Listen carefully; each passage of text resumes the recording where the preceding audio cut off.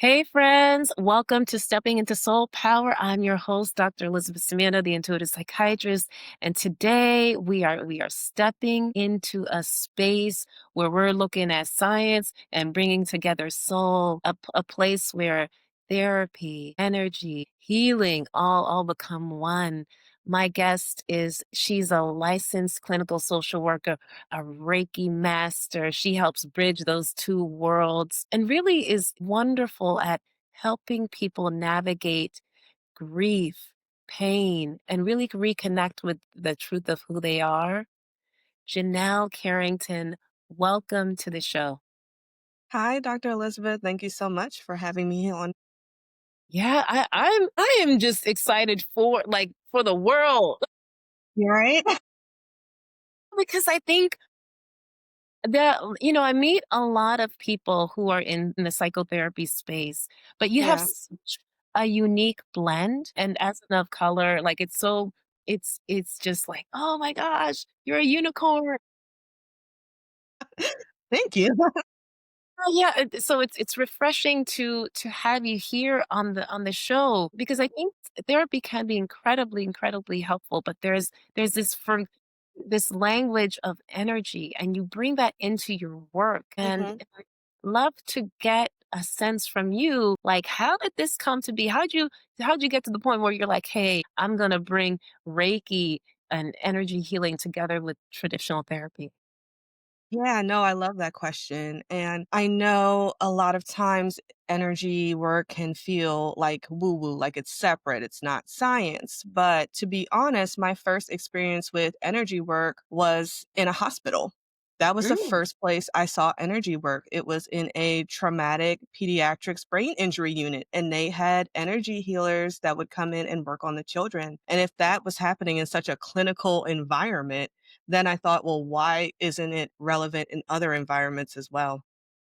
yes, yes. Can you tell us a little bit about how did they integrate that? Give us specifics about how that worked. Sure, sure. So, on the unit, the children had different types of therapy. So OT, PT, of course, to help with their recovery. And another option that parents could opt in for their children was energy work. So after their therapies for the day, energy workers could come in and provide energy healing to the children. So it allowed them to kind of look at their biofield, their different chakra systems. So it was seen as like a complementary modality that could be used in addition to the other therapies that were provided in the hospital. Okay. And for those of us that aren't familiar with that, like what's the use of looking into biofield, or like what do we get out? What are the benefits of having that complementary service? Sure. The biofield, all living things have a biofield. And it is believed that from research that when there is a biofield, sometimes disease starts in the biofield and comes in. Of course, with physical trauma, there can be a hit that happens to the body, and then that kind of echoes throughout the biofield. So providing energy healing, what it does is allow spaces for faster repair, essentially. It's not saying that, okay, we want to do energy healing by itself. I will not say that. But you can also use it as a modality to kind of help with the therapies that maybe you're already receiving to help provide some of that emotional piece that happens too to help with healing. I see. And so that was you witnessed that in a TBI unit. I wonder, like, for your practice, like, how are you weaving together Reiki and therapy? Like, how does that work in a practical sense?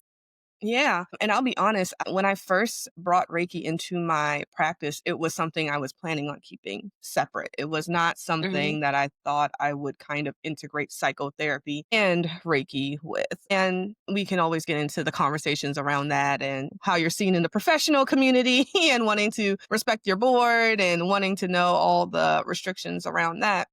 However, as I just continue to grow as a clinician and also as a Reiki practitioner, I felt like they belonged together, like they complemented each other well. So, with bringing Reiki into my practice now, what I'm focusing on is allowing space for Reiki where Yes, there is a regular talk therapy session, but also Reiki is part of that, where I can channel Reiki to a client and then also ask them, well, what are you feeling? What are you experiencing? Has there been any memories that kind of come up as I am sending Reiki to you? And what Reiki can help with is some of the past experience, thoughts, or habits that have been really distressing. It can create that space or window to feel a little bit more comfortable and safe to open up and talk about it to further facilitate healing.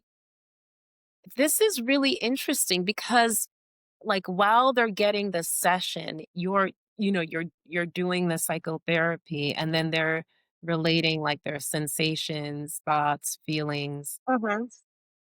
That's really interesting. And I guess in a sense, like, intuitively, it makes sense because as someone that's gotten Reiki before, I do feel like there's a lot Yeah. going on. Yes. Yep.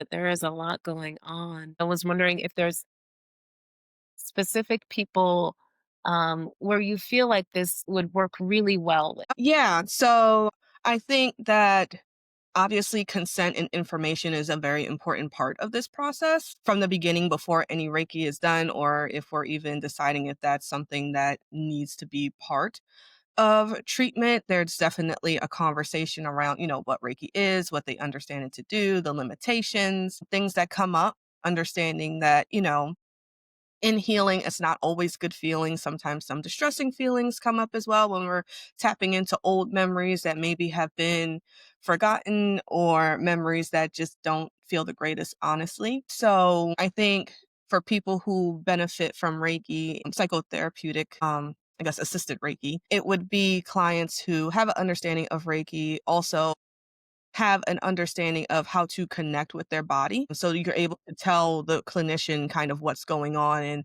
how they're feeling, because that's a big part of it. Feeling comfortable enough to have the autonomy as well to kind of say if, they're feeling uncomfortable or they need to stop, they need to take a break. Those are kind of the foundation things I'm looking for. However, it can help clients who have experienced past trauma, life transitions, stress, lifestyle changes, things like that as well. Okay, okay. So having an understanding of Reiki, and something really important that you highlighted is that connection, that body connection, and being able to vocalize Mhm. what's going on and their needs. Mhm. For people who are feeling disconnected from their body and want to move towards Mhm. that, like, are there specific exercises, things that you recommend that can help them make that transition? Yeah. I think one of the most important, or I'll say one of the things that I kind of help clients who are trying to get to that space with connecting with their body is starting maybe a body scan, which is a meditation where it just kind of helps you tap into different parts of your body and just feel what's going on there. Also, just maybe journaling. It can be a great way to just even acknowledging, like, how am I feeling in the day to day? A lot of people go through their day and maybe never stop to pause to say, well, how am I feeling about what's going on? Am I feeling stressed? Am I feeling overwhelmed? A lot of times we can get so used to just performing in life that we're not really feeling how life is impacting us at the same time. That is really important. I think especially now, many of us are so busy, like doing, that Mhm. taking the space to reflect is sometimes we feel like it's a luxury. Yeah, yeah. I think rest is often seen as a luxury, or it's something we earn. It's on a reward system. I only earn rest after I've worked so many hours, or maybe after I've gotten burnt out or overwhelmed or frustrated. Then that's when I'm allowed to rest. But rest should be something we're integrating into our daily lives. It doesn't always have to be luxurious, but it can also be something that is just routine where, okay, at the end of the day, I take 10, 15 minutes just to maybe sit outside and enjoy the breeze or the sun. I go for a walk at the end of the week. Maybe I'll take the long way home, the long drive home, and just kind of get a different scenery. Like rest can exist in so many different ways. Love it, love it, love it, love it, love it. Yeah, that's Yeah. it is, in many ways, sometimes I just totally agree, and I think that rest can be really sometimes what's indicated and can be even seen as something that's really productive. Mhm. Mhm. Yeah, I think it's the understanding that rest kind of takes away from productivity. Like if I am resting, that means I'm not working. If I'm not working, then that means I'm not making progress. Where a lot of times taking that moment to pause or even take a break from the day to day helps you to more fully show up in your responsibilities in life. Yes, I love it. I love it. I love it. Important things for all of us to know and explore within the world of psychiatry. There are so many different types of therapy, and I'm wondering, with this blend, are there specific types of therapy that kind of lend itself to like infusing Mhm. Reiki to, into that? Yeah, with my study of Reiki and also how therapy can work with Reiki, there is a lot of talk around how somatic therapy works really well with Reiki because it does call for you to be in tune with your body. Parts therapy is also another one that has been discussed that works really well with Reiki. So there are a few, I don't know them all. I don't claim to be an expert of everything and all, but those are the few that I do know that do work well with Reiki, but there are others that work well also. Yeah, because we're in the mental health worlds and we hear these words and you're like, yes, somatic, Yes, and like yes, we know. but like, what can you speak a little bit about, just define like, hey, this is somatic therapy, this is parts therapy, and this is what how they work and what you might expect with them. Yeah. So somatic therapy focuses on kind of like the vagus nervous system. And what it does is it helps with learning how to calm the nervous system so that if we're calming the nervous system, it allows space for healing. So being able to tune into, okay, certain triggers, how they show up in the body, where am I maybe feeling certain emotions in my body, maybe where I'm holding certain memories also in my body as well. So it works well with Reiki because as the practitioner is sending Reiki to a client and they're able to tune into, okay, yeah, I'm feeling a lot of anger and I'm feeling that in my heart center. Then it's like, okay, well, let's try to channel Reiki here and then let's see, what comes up for you. How does that feel when I'm sending energy to that space? And for parts therapy, it kind of, and I am not certified in parts therapy, but I do know about parts therapy. And what it does look at is if we're separating different parts of ourselves. So a part of us that maybe is anger, a part of us that may be sad, and kind of giving space to all of them to have a voice, which kind of allows a practitioner to understand, like, okay, well, this version of yourself feels a little bit upset. So let's try to send some Reiki to where they feel some distress or where they feel some discomfort as well. It's just innovative.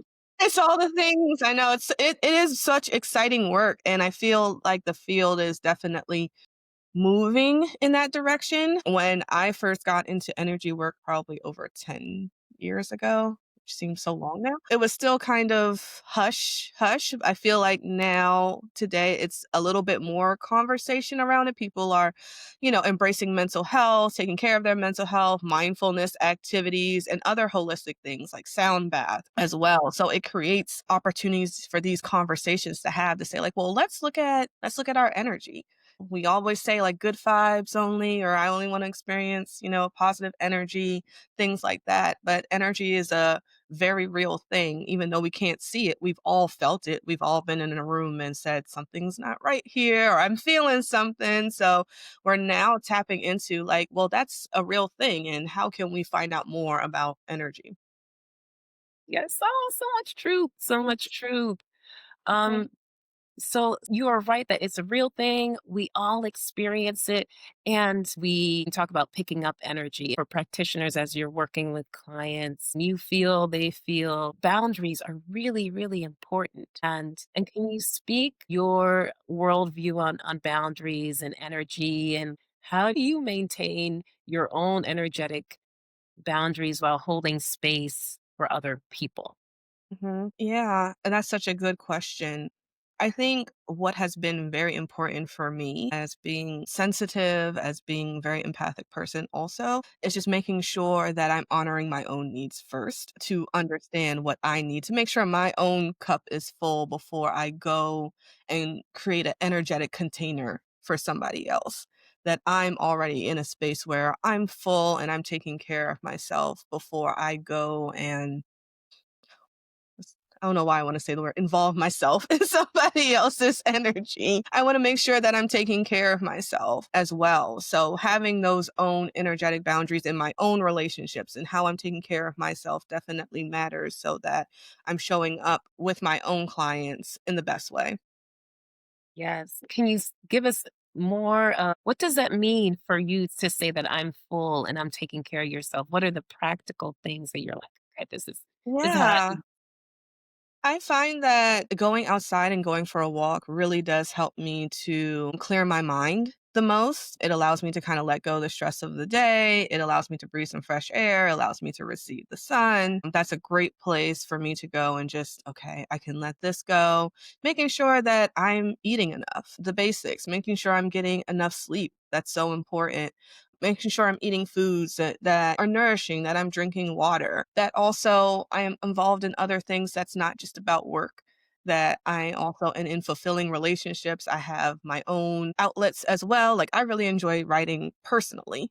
So taking time to kind of feed those passions as well allows me to set boundaries where I'm not always in a caretaker role. I think that's so important, especially as, a healer, as a therapist. It's easy to fall into that role of let me just always assess and make sure everybody else is okay instead of making sure I'm okay too. I love it because what you're speaking to is taking care of yourself as a whole person.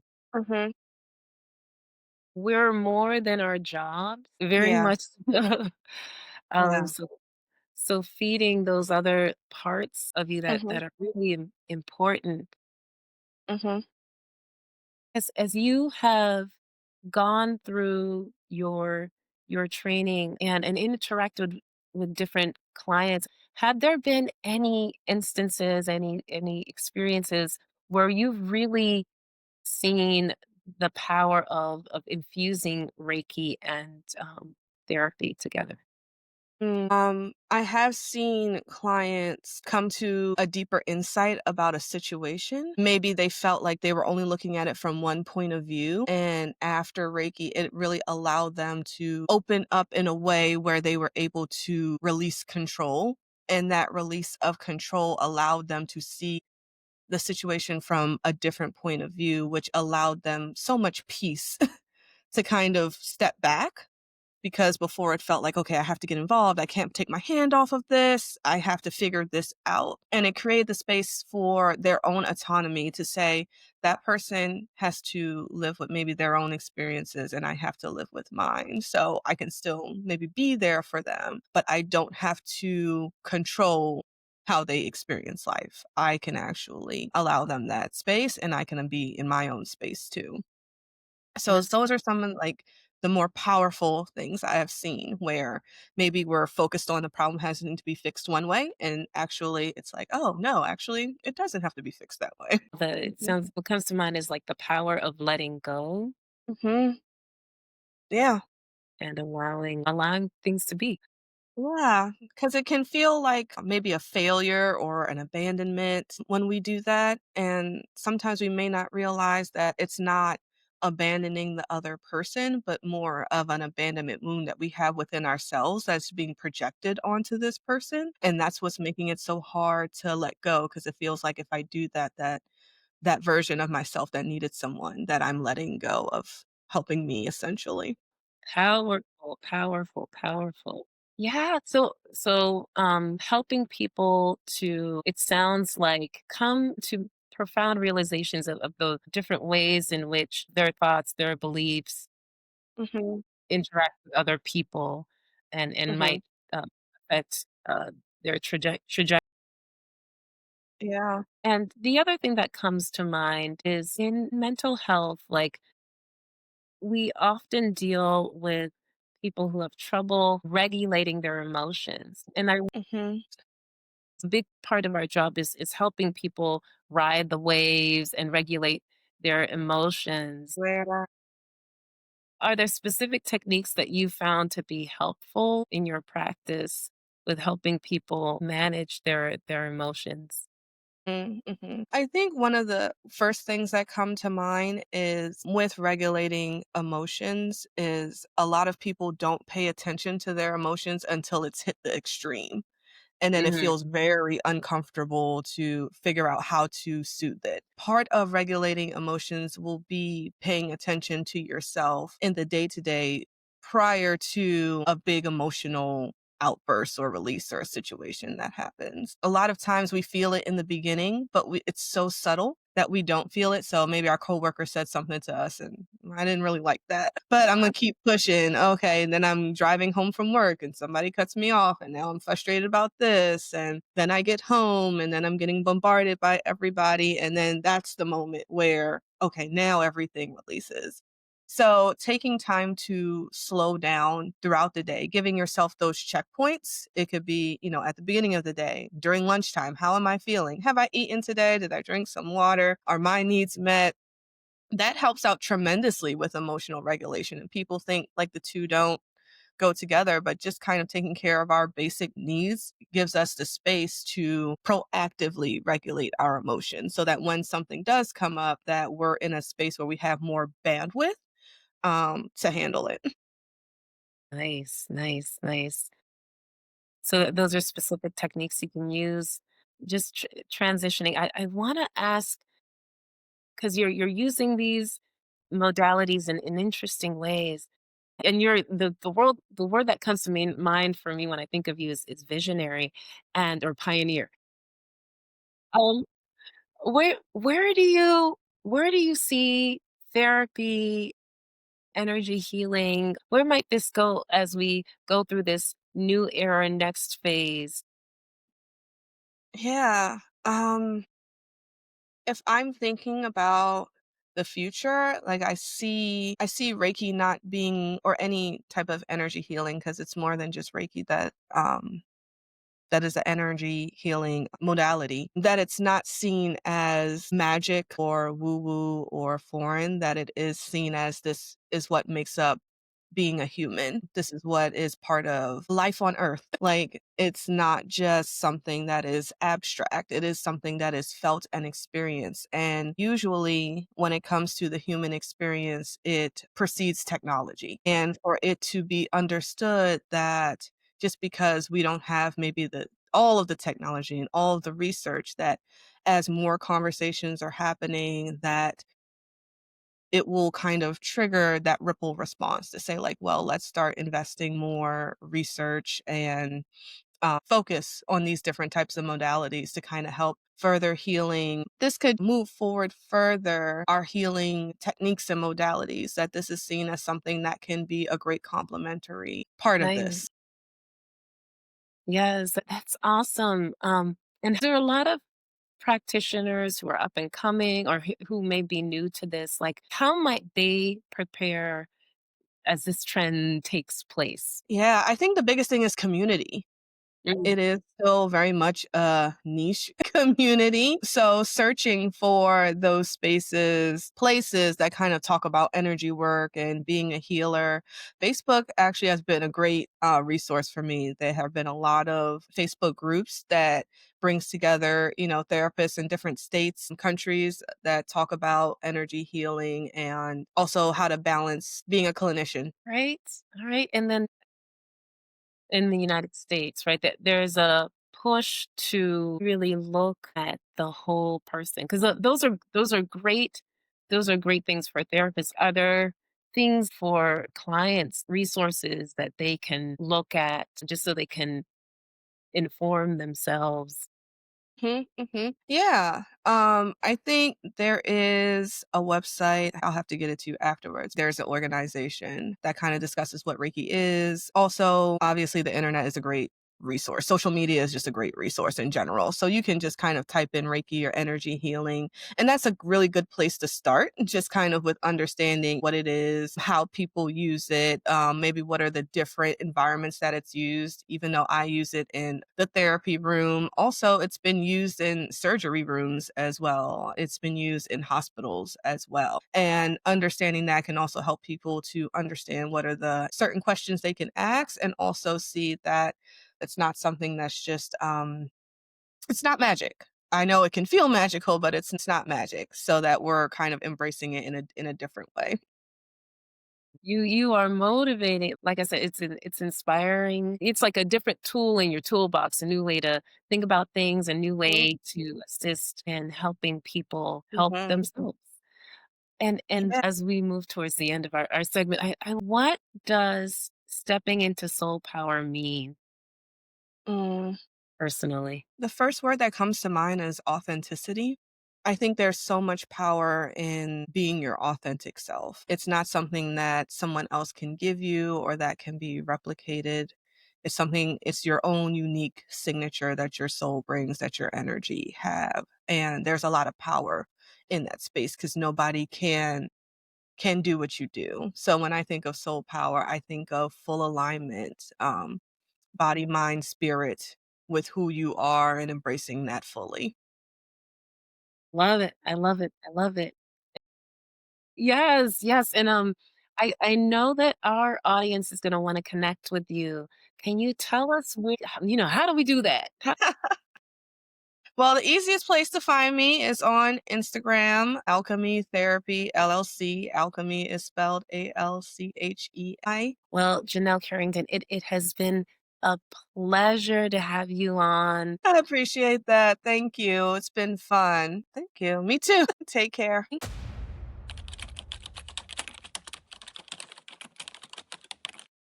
If you haven't heard it yet today, I appreciate you.